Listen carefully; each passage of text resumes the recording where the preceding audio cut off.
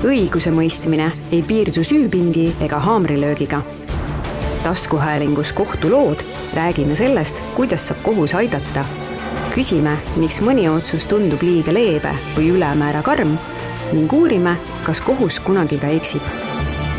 Tere tulemast kuulama kohtulood järjekordset osa, kus keskendume kokkuleppe sõlmimisele. Minuga on stuudios notar Eve Põtter ja advokaadibüroo Cobalt vandeadvokaat Merle Veeroos. Mina olen Liina Naaber-Kivisoo, Harju maakohtu kohtunik. Tsiviilkohtumenetluse seadustiku paragrahv 4 lõige 2 sätestab, et kohus peab kogu menetluse aja tegema kõik endast sõltuva, et asi lahendada kompromissiga või muul viisil poolte kokkuleppel, kui see on kohtu hinnangul mõistlik. Kui me täna vaatame kohtute koormust ja seda, kui palju asjad võtavad aega kohtus, siis tundub väga mõistlik, et asjad lahendatakse kokkuleppel. Mis on teie igapäevane kogemus sellega, et kas asjad lahendatakse kokkuleppel või pigem satuvad nad teie töölaual ikkagi sellises faasis, et kokkulepe on kaugel? No, tere minu poolt, mina olen siis Eve Põtter, Paide notar. Ja notarina ma pean ütlema, et notari juurde ju tullakse alati siis, kui pooled tahavad millestki kokku leppida. Ja näen pigem ka selliseid olukordi, kus inimesed võib-olla ei tea täpselt, mis nende õigused on, aga jõutakse kokkulepetele tänu sellele, et notar erapooletuna saab anda õigusnõu, rääkida, millises õiguslikus situatsioonis või olukorras ollakse ja selle läbi aitab siis notar kaasa inimestele leida lahendused enda erimeelsustele või küsimustele, mis siis on tekkinud. Ja Merle, kuidas sul? Tere ka minu poolt, mina olen advokaadibüroo Cobalt vandeadvokaat Merle Veeroos ja tegelen tsiviilvaidlustega igapäevaselt. Ka meie töös on vaidlusküsimuste lahendamisel alati esiplaanil kokkuleppe otsimine ja selle väljaselgitamine, kas kokkuleppimine antud juhul võiks kõne alla tulla ja loomulikult vastavate soovituste andmine kliendile. Sest et advokaadi kohustus on kasutada siis kõiki seadusest või seadusega kooskõlas olevaid viise ja vahendeid kliendi õiguste kaitsmiseks. Ja vaidlusküsimuste lahendamisel kindlasti kõige tõhusam ja kiirem on kokkuleppeline lahendus. Et kui siis Eve juurde tulevad juba inimesed mõttega, et teeks kokkuleppe, siis sul võib olla ikkagi see, et pigem nagu tuleb suunata inimesi sinna kokkuleppe sõlmimise poole. Jah, seda tuleb kindlasti selgitada, et selline võimalus on. Alternatiiv on kohtusse pöördumine oma õiguste kaitseks, mis on tunduvalt aeganõudvam, kulukam ja igas mõttes koormavam. Ja teine võimalus on püüda asi lahendada kokkuleppel. No ja kui me siis vaatame praegu meie siis seda seadusandlust, et millised meie siis kokkuleppete sõlmimise võimalused on, siis muidugi on võimalik see, et me lihtsalt sõlmime kokkuleppe. Aga lisaks on meil sellised seadused siis nagu riiklik perelepitusseadus, mis reguleerib siis neid vaidlusi, kus vanemad ei suuda kokkuleppele jõuda lastega seotud küsimustes ja siis vaatasin statistikat, et perelepitused on päris edukad. 45% juhtudest lõpevad kokkuleppega. Lisaks sellele on meil lepitusseadus, mis siis on selline kõikehõlmav ja kõiki võimalikke tsiviilvaidlusi siis käsitlev, kus seda väga palju ei ole kasutatud, aga on kindlustusvaidluste puhul ikkagi üsna palju kasutust leidnud lepitus ja kindlustusseltside siis statistika ütleb, et neil lausa 55% lõpevad kokkuleppega. Ja siis on see, et me saame lihtsalt kokkuleppele ja selle siis sõlmida siis ükskõik mis vormis, kas siis kohtuliku kompromissiga, kas Eve juures siis mingisuguses notariaalses vormis või lihtsalt see, et pooled oma vahel lepivad kokku. Et kui nüüd vaadata neid erinevaid viise, siis sellest siiski jääb nagu väheks. Et milline siis võiks olla see ideaalne regulatsioon või kuhu suunas me võiksime püüelda, et seda kõike oleks veel parem ja meil praktikas lihtsam. Et mis teie mõtted sellega seoses on? Kui me vaatame lepitusseadust kui sellest, mille sa tõstatasid, eks ju, lepitusseaduse puhul ka väga paljud notarid on öelnud, et nad ametiteenusena sellist teenust osutavad, et lepitajatena nad on nõus tegutsema, aga kui me vaatame nüüd notarite statistikat, siis näiteks eelmisel aastal notarite ametiteenust osutasid 2500 korda, aga 0 korda lepitajana nad tegutsesid. Ja tegelikult läbi aastate ma uurisin selle järgi, sain teada, et vist ainult 2 korda ongi notarid seda lepitusmenetlust läbi viinud. Ja siis ma mõtlesin, et aga miks? Ja tegelikult, kui me vaatame lepitusseadust, siis ta näeb ette teatud protseduurid ja menetlused, mida sa pead tegema. Aga teiselt poolt, kui me räägime tsiviilõiguslikest vaidlustest, mis iga päev inimestel võivad tekkida, pärijad ei oska jagada oma vara, abikaasad lähevad tülli, ei suuda kokku leppida, kes mida saab, kaasomanikud kaklevad selle üle, millist kinnistu nurka keegi võiks kasutada, eks ju, vanemad ei suuda kokku leppida, kelle juures laps elab või kui palju ta peaks siis elatist saama. Et tegelikult need on sellised küsimused, kui inimene satub notari juurde üleüldse, siis mina enda igapäevatöös küll juba annangi seda nõu ka muude toimingute raames. Et mulle endale tundub, et tihtipeale peaks juba sellise ühise mingisuguse suhte tekkimise ajal, kus tekivad ühised puutepunktid, mõtlema sellele, et mis siis saab, kui midagi lõpeb ära, kuidas ma saan seda olukorda vältida. Ja näiteks notarite töös, kui ma toon näiteks, et kui 2 elukaaslast ostavad 2 peale korterit, kes ei ole omavahel abielus, juba siis ma esitan neile küsimuse, et aga mis siis saab, kui midagi juhtub. Et ka abielu sõlmimisel on võib-olla ei ole väga kohane hakata rääkima, et aga mis siis saab, kui te lähete lahku. Kuid enda klientidele ütlen ma alati, kõik abielud saavad otsa, kõik suhted saavad otsa, sest surmast mitte keegi pääsenud ei ole, see on fakt. Ja see on see koht, kus me peame hakkama mõtlema, kes selles ühises kodus siis edasi võib elada, kas lahkunu pärijad võivad öelda, et astu palun välja, või võib see, kes kauem elab seal elada, et see on see koht, kus peaks hakkama tegelikult nendele asjadele juba mõtlema. Ja praktikas ma näen, et väga sageli, kui elukaaslased ostavad selliselt kinnisvara, nad jagunevad pooleks. Pooled on need, kellele see minu notari jutt jõuab kohale. Ja teine poole on need, kus siis need südamed hõljuvad, eks ole, roosad prillid on ees, meie peres selliseid asju ei juhtu ja siis, kui midagi juhtub, no siis on see vaidluse moment, on ju. Ehk et me saaksime seda, notarid nagu tegelikult juba inimestele selgitavad neid asju siis, kui see suhe tekib ja ka siis, kui nad muudes asjades pöörduvad notari juurde, näiteks kui abielusid lahutatakse, ka siis notar saab nõustada ja tegelikult jõutaksegi väga tihti kokkulepeteni, mis ei päädi kohtusse jõudmisega. Nii et esmajoones võiks ikkagi selgeks teha, mis on su õigused, mis on su võimalused, aga mis on ka sinu kohustused, kui sa juba mingit tehingut sõlmima hakkadeks.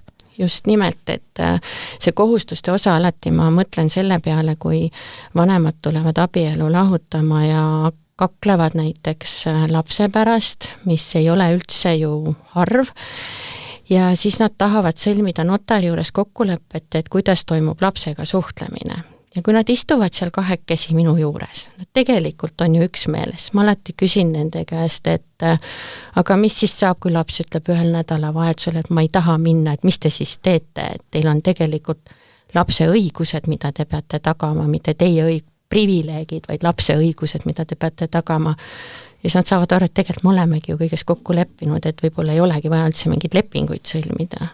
Et notar pigem näeb nagu seda poolt, kus on see tahe olemas mingitele kompromissidele jõuda ja tihti see võibki olla see, et inimene lihtsalt ei tea, mis ta peab tegema ja see on see, mis tekitab vaidlust, et siis ongi hea, mine küsi notari käest. Merle, aga TV tõi välja, eks selle lepitusseaduses on siis teatavad need regulatsioonid, mida peab järgima, et notarid täna, eks lepitajatena ei tegutse, aga kas sa tead, kas advokaadid, kui nad nüüd pooli lepitavad või poolte kokkulepet kompromissi otsivad, kas nad mõtlevad lepitusseadusele või nad pigem mõtlevad sellele, kuidas jõuda kokkuleppele?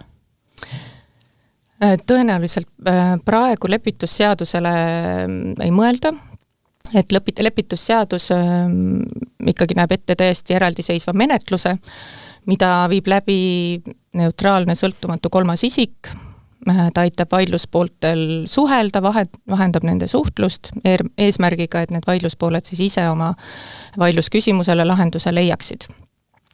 Et advokaadi roll on teistsugune, et advokaat on siiski poole esindaja, ta seisab selle konkreetse poole huvide eest, vaatab, et selle poole huvid oleksid kaitstud ja loomulikult advokaadi roll ei ole süübida nii väga sügavale teise poole huvidesse ja mis selle teise poole tegelikud huvid võib-olla seal positsiooni taga on, see nagu jääb väljapoole selle teise poole või ühe poole esindaja ülesannetest. Et lepitusmenetlus jällegi on tõhusam kokkuleppe saavutamise viis, et lepitusseadus ise ju põhineb Euroopa Parlamendi ja Euroopa Nõukogu direktiivil vahendusmenetluse kohta tsiviil- ja kaubandusasjades ja see võeti vastu juba aastal 2008 ja selle eesmärk oli siis siseturu parema toimimise tagamiseks hõlbustada õiguskaitse kättesaadavust tsiviilvaidlustes ja tehes siis seda seeläbi, et soodustada vahendusmenetluse suuremat kasutust.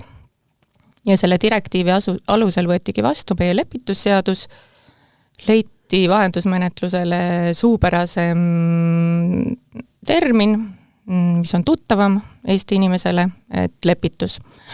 Ja selle lepitusseaduse eesmärk ongi luua selline kohtuväline vaidluse lahendamise mehhanism, kus siis erapooletu sõltumatu kolmas isik aitab pooltel ise jõuda vaidlusküsimuses kokkuleppele.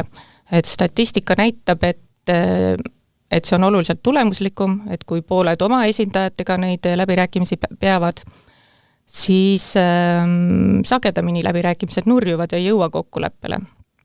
Et samamoodi on problemaatiline ka see läbirääkimiste alustamine. Et kumb pool siis teeb selle ettepaneku ja üldiselt ei taha kumbki pool seda ettepanekut teha, et kartuses näida siis kuidagi nõrk või ebakindel oma positsioonis. Aga lepitaja poole pöördudes on võimalik, et lepitaja selgitab välja, et kas pooled soovivad lepitusmenetluse läbiviimist. Kui pöördub ainult üks pool, siis küsib teise poole käest, et mis on tema valmisolek osaleda. Pooled ise valivad nende jaoks usaldusväärse isiku lepitajaks ja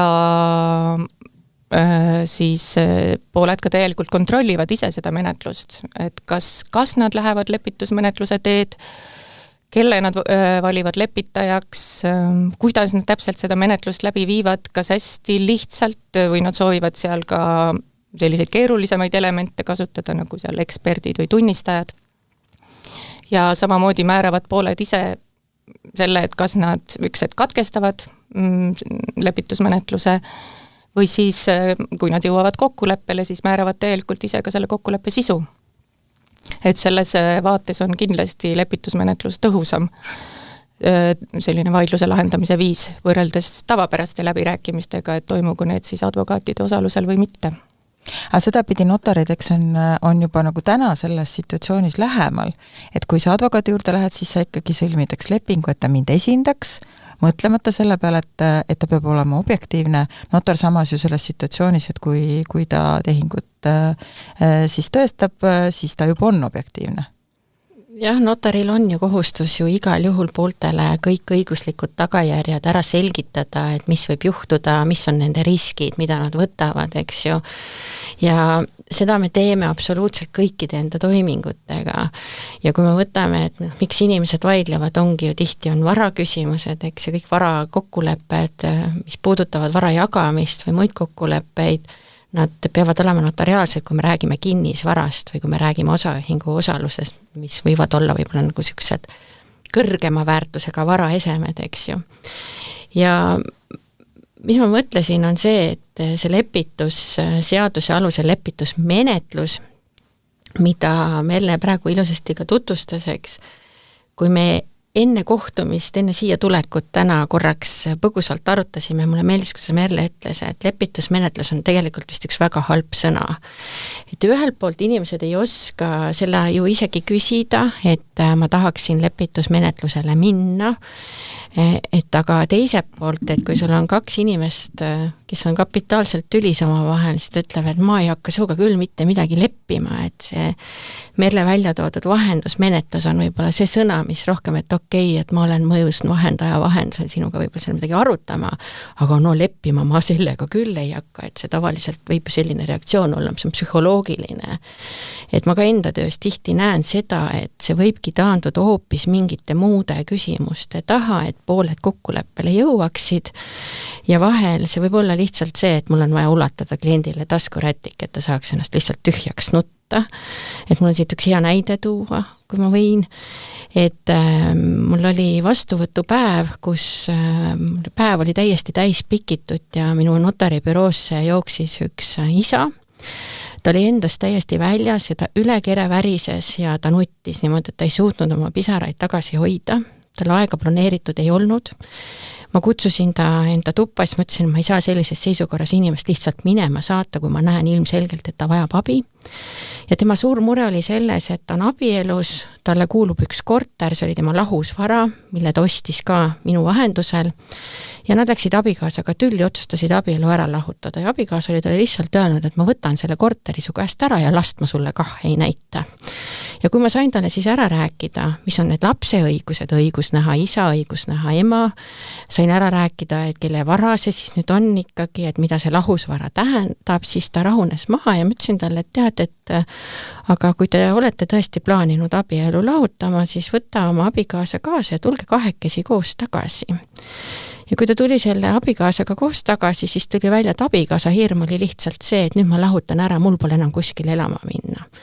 Ehk et see notari juures olemine võimaldab sulle sootuks palju rohkem kui see, mida näiteks seadus näeb ette, kui vara jagatakse, sest nemad leppisid kokku, et naine koos lapsega kuni lapse täisealiseks saamiseni võib mehe korteris elada, eks ju.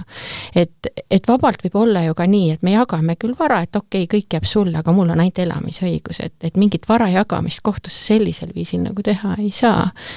Ja seal oligi see, miks ma selle näite tõin, oligi see, et see mees lihtsalt vajas taskurätikut, et ta saaks maha rahuneda, korraks mõelda, oma naise minu juurde tuua ja ka tema saaks siis võtta minu käest oma taskurätiku ja maha rahuneda, et jah, et mul on kodu, kus ma saan edasi elada. No ja siis nüüd siit siis mõeldes selle peale, et kuidas me saaks, et rohkem need inimesi tuleks ja püüaks leida selle lahenduse, et kas üks võimalus oleks, et enne kui kohtusse tuleks teha kohustuslikuks lepitamine teatud vaidluste puhul, näiteks täpselt seesama ühisvara jagamine, mis mulle tundub on suuresti seotud ikkagi emotsioonide, mitte niivõrd palju ainult õigusküsimustega. Et enne ei saa kohtusse pöörduda, kui oled saanud lepitusmenetluse siis nurjunuks tunnistamise tõendi? No mina näen seda niipidi, et sellest otsast ei saa alustada. Et piirame võimalust kohtusse pöörduda ja siis mingit alternatiivi ei paku.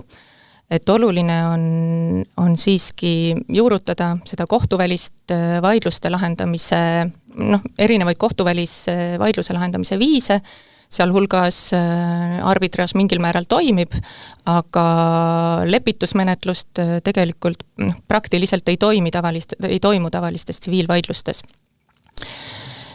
Toimib see siis jah, ainult nagu juttu oli perelepituses riigi poolt toetatud kujul ja kindlustusvaidlustes, siis kindlustuse lepitusorganites.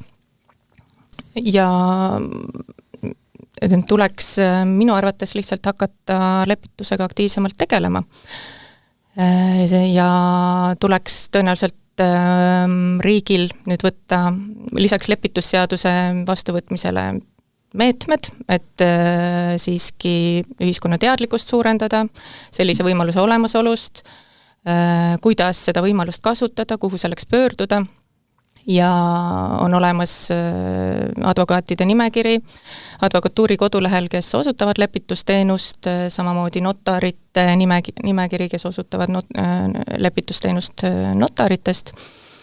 Ja tuleks hakata sellega lihtsalt tegelema, et see hakkaks toimima, et tekiks selline lepituskultuur, sest praegu see praktiliselt puudub, et inimesed teaksid, selline asi on olemas, see toimib, selle kaudu saadakse oma õigustele kaitset, jõutakse toimivate lahendusteni ja alles siis, kui see päriselt on hakanud toimima, et siis järgmise sammuna saab mõelda sellele, et kas seda siis teha ka mingil määral kohustuslikuks ja millist tüüpi vaidlustes. No ja aga täna, kui präänik puudub, siis ju ikkagi lihtsam on minna kohtusse, maksta see väike riigilõiv ära ja saada sellele vaidlusele küll pika, võib-olla kaua aega võttev menetlus, aga ikkagi saada lahendus, aga nüüd siis, kui me kasutaksime seda nii-öelda leebemat viisi, siis kõigepealt nad peaksid võtma endale advokaadi, siis minema lepitaja juurde, lepitaja lepitab mingi raha eest ja siis selleks, et veel saada see kokkulepe täidetavaks, siis kas pöörduda kohtusse või notari juurde, et mulle tundub, et see süsteem, mis meil täna on, ei toeta väga hästi seda nii-öelda lihtsat lahendust inimese jaoks. Kas me peaksime veel täiendavalt mingisuguseid muudatusi tegema, et see süsteem nagu parem oleks, kas riik peaks näiteks toetama lepitusmenetlust rahaliselt?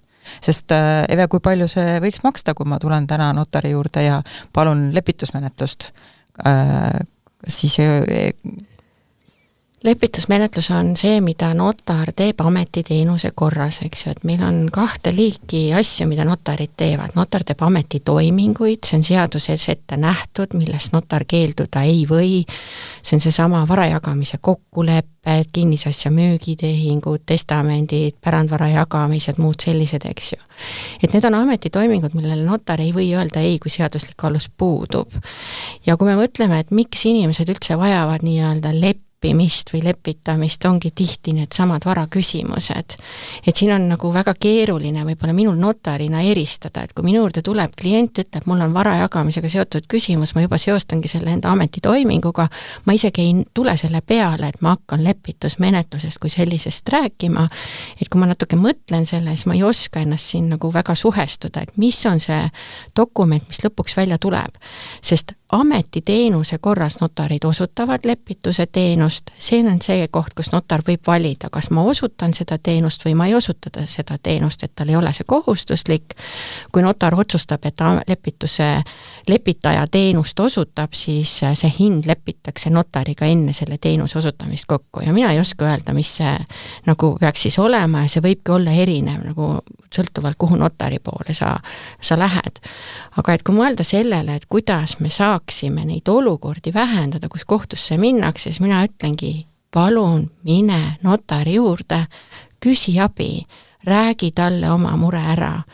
Mina enda praktikast näen küll seda, et kui tuleb keegi oma mure ära räägib, ma tõesti istun, mõtlen läbi, arutan, selgitan, millised on õigused ja kohustused, et on olnud ka selliseid situatsioone, kus tuleb minu juurde näiteks üks kaasomanik, ütleb, näed, me ei suuda kokku leppida, et mul siin pärandusega sain ühe toa, eks ju, vend sai terve maja, vend elab seal, ta ei lase mind oma tuppa. Siis ma ütlen lihtsalt, et aga tule palun siis nüüd koos vennaga ja nad tulevad tagasi, nad tegelikult jõuavad kokkuleppele, kui nad mõtlevad selle läbi, et notarina mul on keeruline nagu öelda, et kui palju maksaks lepitamine notari juures, sest samas on see kasutuskorra kokkuleppe või kaasomandi lõpetamine notari ametitoiming, mida ta on kohustatud tegema ja selle raames ka nõustamist andma. Ja seal on notaritasu fikseeritud notaritasu seaduses ja mingeid läbirääkimisi hinna üle olla ei saa. Ehk et me peaks rohkem võib-olla tõstma inimeste teadlikkust, et kui sul on varaga seotud lahkhelisid, palun mine notari juurde. Aga nüüd, kui seal notar, ma provotseerin natuke sind, kui notari juures on siis 2 käed ristis, hambad ristis ja ütlevad, et vot ma ei taha niisugust kokkulepet ja teine ütleb, et aga ma ka ei taha sellist kokkulepet, siis kas notaril ei ole mitte õigus öelda, no jah, aga siis paneme, pakime asjad kokku ja siis minge siis nüüd ära ja siis, kui te olete kokkuleppele jõudnud, siis tulge tagasi? No aga see nii ongi, et kui sa kokku ei lepi, siis sa ju lähedki kohtusse, eks ju. Jaa, aga kas notar aitab natuke võib-olla siis neid käsiselt rinna pealt nagu lahti arutada? Mina ei oska rääkida, kuidas minu kolleegid töötavad, seda ma ju ei tea, ma ju tean ainult seda, mis mina teen.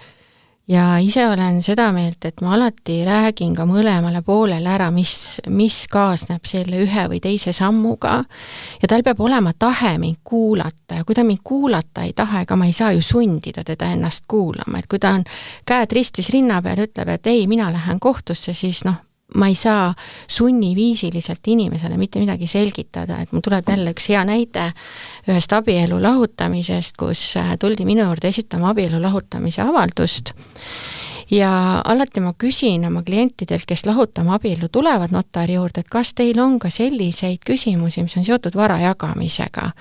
Naine ütleb, jaa, palun notar, selgitage, meil on üks ühisvaras olev maja, mees ütleb, ei, mul on advokaat palgatud, no mis sa siis teed, eks ju. Ja siis, kui see üks abikaasadest ikkagi ütleb, et jaa, et aga ma ikkagi tahaks, et kuulame palun notari ära, sa näed, nad omavahelise suhtle, räägid ära, mis on need võimalused või mis siis juhtub, kui ka seda ühist omandit või vara jagatakse kohtus, et mis on seaduses ette nähtud võimalused, kui palju keegi saab, millised on sinu kohustused selle vara suhtes, eks ju. Ja kui ta kuulab su ära, et see konkreetne abielu lahutus lõppes sellega, et nad tegelikult tulidki sõlmima abielu vara jagamise lepingut, et mehe esimene emotsioon oli, mul on advokaat palgatud ja see lõppes sellega, et ta lihtsalt kooskõlastas minu välja pakutud projekti, mille ma koostasin nende endi soovide järgi, mis nad mulle seal laua taga rääkisid, et ta tuli selle sõlmis ära, eks ju. Et see tõesti ju sõltub sellest ka inimese tahtest, mis meelestatus sul on, kas sa mõtled natuke selle peale, et et ma tegelikult ei taha ju advokaadi kulusid kanda, ma ei taha kohtukulusid kanda, ma ei taha mitu aastat kohus käia, notari juures täna annan abielu lahutamise avalduse 6 aja pärast lahutatakse mu abielu ära ja vara ka jagatud, eks ju, et kõik teema maas, lähen eluga edasi, et see on, et mis su valikud on. Merle, sa kirjutasid mõnda aega tagasi ühe artikli ja lugesin seda just ja mulle väga meeldisid need ideed, mis sul olid kohtumenetluse raames, mis minu meelest meil täna ju ka täitsa olemas seadus on, kus ei olekski vaja midagi rohkemat, kui lihtsalt muuta meie praktikat.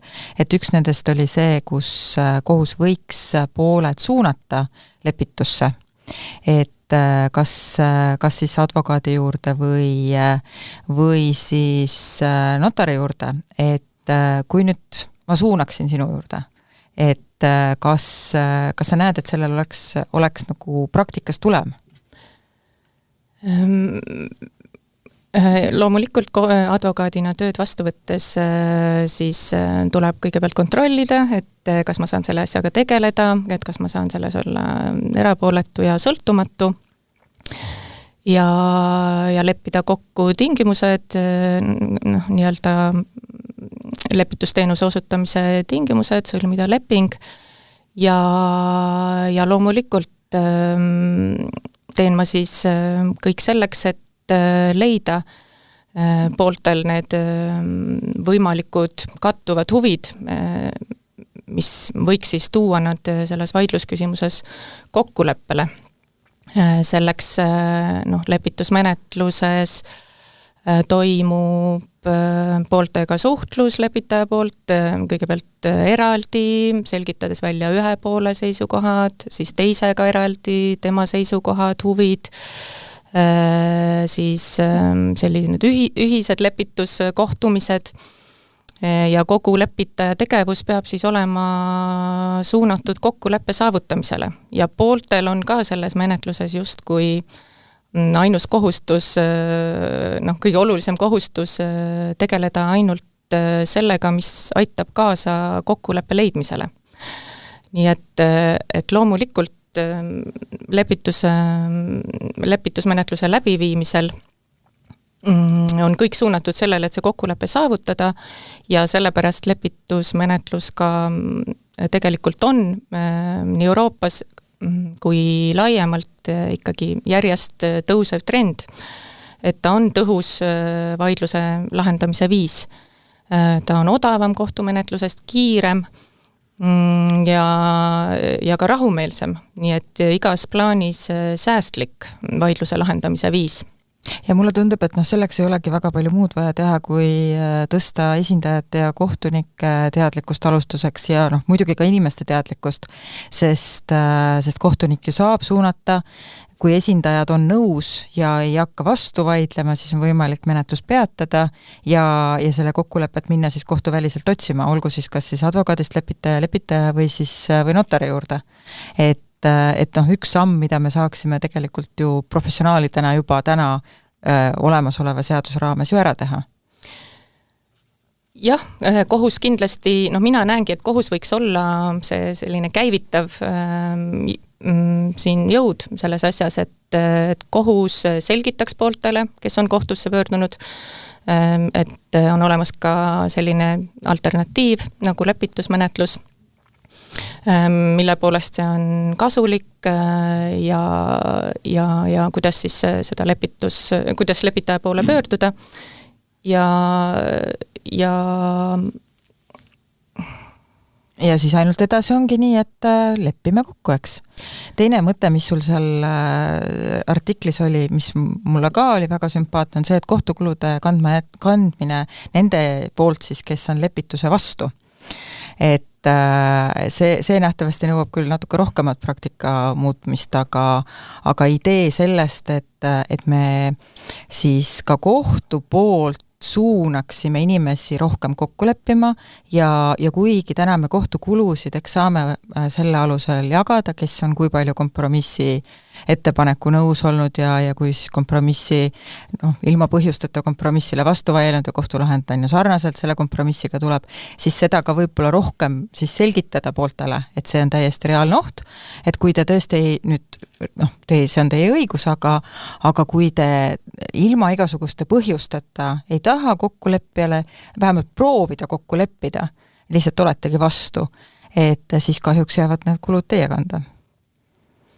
Aga see ongi jälle, et meil vist kohtu poolt siis see jämeots on meie käes, et me aktsepteerime sellist mõtteviisi. Jah, ühelt poolt kohus võiks, selleks ei ole vaja seaduse muudatusi, et võiks seda praktikat suunata sinna lepitusmenetluse poole rohkem ja teisalt siis poolte esindajad, sealhulgas advokaadid, võiksid seda alternatiivi rohkem klientidele tutvustada ja lihtsalt kuskilt alustada sellega, et praegu lepitust, eralepitust praktiliselt üldse ei toimu ja loomulikult on väga raske advokaatidel kliendile sellist võimalust pakkuda, et see alternatiiv on olemas, aga seda ei kasutata hetkel, et tuleks lihtsalt kusagilt pihta hakata ja ikkagi proovida, et mingites vaidlustes seda tegema hakata ja siis tekivad ka positiivsed näited, et see on toiminud, on kokkuleppele jõutud, samal ajal inimeste teadlikkus suureneb ja seeläbi ongi siis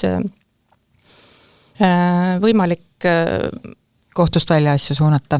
Ja kui see toimuks niipidi, et kohus ise ütleb, et minge palun ja prooviks ta lepitusmenetlus, siis ei ole ka seda probleemi, et inimestelt on ära võetud õigus kohtusse pöörduda. Et kui see lepitusmenetlus oleks kohustuslik, eks ju, siis see küsimus tekiks, aga et kui ta läheb niipidi, et kohus ise suunab inimesi seda tegema, siis ei ole seda kohtusse pöördumise takistust nii-öelda rajale pandud. No siis mulle tundub, et ikkagi me peaks sarnast skeemi kasutama nagu täna selle riikliku perelepitusega, mis ühtepidi on vabatahtlik, inimesed saavad sinna pöörduda ilma selleta, et nad oleks kunagi kohtusse pöördunud, teistpidi on kohustuslik etapp selleks, et saada siis kohtumenetlust alustada, aga kui sa ei ole seda teinud, siis kohus suunab su. Nii et me ei lükka kedagi tagasi ukse pealt, aga me palume sul minna ja teha ikkagi see etapp ka ära. Ja kui 45% juhtumid, mis siis pöördutakse Sotsiaalkindlustusameti poole lõppevad kokkuleppega, siis minu jaoks on see 45% vähem asju, mis tuleb kohtusse. ja ikkagi ka see, et lastega seotud vaidlustes ju õigust on seal nagu väga vähe, peamiselt on seal siis psühholoogia ja laste õigused, millest me räägime. Aga nüüd siis vaikselt teemad kokku võttes, et mina korjasin kokku nagu väärtmõtteid seda, et tasub notari juurde minna. Teine asi on siis, et riik peaks ikkagi mõtlema seda, et kuidas teavitustööd rohkem teha. Kohtud peaksid oma poolt mõtlema seda, kuidas meie ise saame täna olemasoleva protsessi raames siis seda lepitusmenetlusse suunata inimesi ja kuidas me saaksime paluda teisi alternatiive kasutada. Mis teie kokkuvõtte tänasest paari sõnaga? Eve, tahad sa alustada? No minult rebisid sa juba sõnad suust, minge notari juurde, eks ju. Et ma arvan, et hea näide on siin, jällegi toon näite oma praktikast ja notari igapäevatööst on ju need tavalised abielu lahutamised, et kui inimesed lepivad abielu lahutamises kokku, siis nad võivad seda teha nii notari juures kui ka perekonnaseisuametniku juures, et see vahe ongi see, et tihtipeale, kui perekonnaseisuametniku juures abielu ära lahutatakse, siis ei jõua nagu see inimesele kohale, et tegelikult mul on vara ju jagamata. Ja notarid näevad enda töös näiteks pärimismenetluste ajal seda, et on küll abielu ära lahutatud aastaid tagasi, aga midagi on jäänud ikkagi veel tegemata. Ja siis tuleb see üle elanud abikaasa ja ütleb, et aga meile ju öeldi, et meil rohkem vara ei teki, ehk et see õigusabi on seal notari juures sulle nagu ka nähtav, on ju. Ja teine asi, mida mina oma praktikast näen, see on jällegi vist inimeste teadlikkuse tõstmise seisukohalt oluline, on see, kus jälle abielu lahutus, need on need konfliktisituatsioonid tihti. Ma ei anna sulle lahutust, kui sa mulle maja ei anna. Et eristada tuleks see, et abielu tähendab ju ka mingeid õiguslikke tagajärgi, on perekonna, teineteise hooldamise, ülalpidamise kohustused, eks. Ja vara küsimused seisavad ju sellest abielust hoopis eraldi, eks, et me võime abielu ära lahutada, aga ikkagi siis seda vara jagamise küsimust eraldi lahendada, ehk et mine ja lahuta abielu ka notari juures ära ja sa saad ka nendele muudele küsimustele vastuse, et mina ikka suunan sinna notari juurde neid vaidlevaid osapooli. Ja sama kehtib ka siis, kui pärijad vaidlevad või kui kaasomanikud vaidlevad ühe asja kasutamise üle või selle üle, kas keegi peab katuse parandamisse raha panema. Mine küsi notari käest. Merle, mis minust mingid kokkuvõtvad laused sulle, sinu poolt? No mina leian endiselt, et kohtuväline lepitusmenetlus väärib ikkagi korralikult käima tõmbamist, et sellega tuleks rohkem tegeleda, seda edendada nii riigi poolt kui meie, kui õigussüsteemi siis osaliste poolt, kohtute poolt ja esindajate poolt. Ja see on ikkagi vajalik alternatiiv ja see naaberriikides ja laiemalt Euroopas seda kasutatakse ja siis Eestis kummalisel kombel on ta jäänud ikkagi väga alakasutatuks või praktiliselt ei kasutatagi. Nii et siis lepime kõik kokku ja aitäh, et kuulasid podcasti Kohtulood. Aitäh! Õiguse mõistmine ei piirdu süüpingi ega haamrilöögiga. Taskuhäälingus Kohtulood räägime sellest, kuidas saab kohus aidata. Küsime, miks mõni otsus tundub liiga leebe või ülemäära karm ning uurime, kas kohus kunagi ka eksib.